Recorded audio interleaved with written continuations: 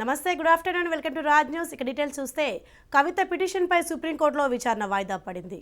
కవిత విచారణకు హాజరు కావాల్సిందేనన్న ఈడీ పేర్కొంది. కావాలంటే మరో 10 రోజులు సమయం ఇస్తామని సుప్రీం తెలిపింది. తదుపరి విచారణ ఈ నెల 26కు వాయిదా పడింది.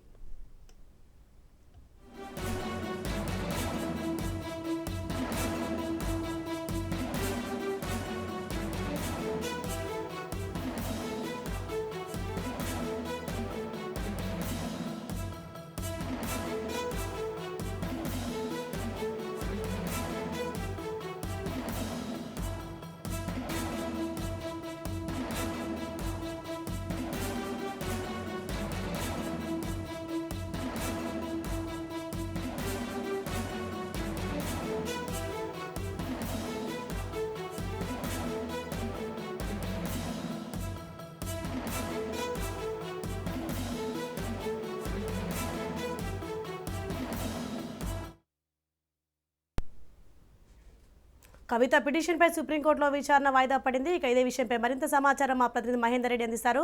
మహేందర్ రెడ్డి, చెప్పండి, కవిత విచారణకు హాజరు కావాల్సిందని ఈడీ పేర్కొంది. దీనిపైన అప్డేట్స్ ఏంటి?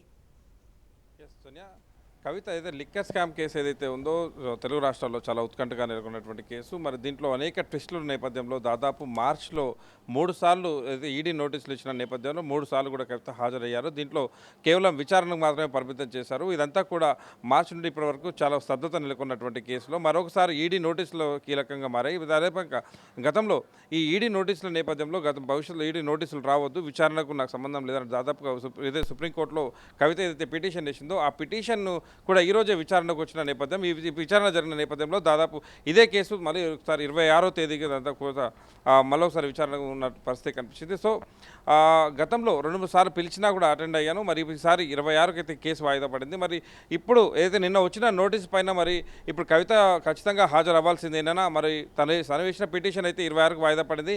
ఇప్పుడు నిన్న వచ్చిన పిటిషన్ ఏదైతే నోటీస్ ఏదైతే ఉందో దానికి ఖచ్చితంగా మరి కవిత హాజరు అవ్వాల్సి ఉంటుంది.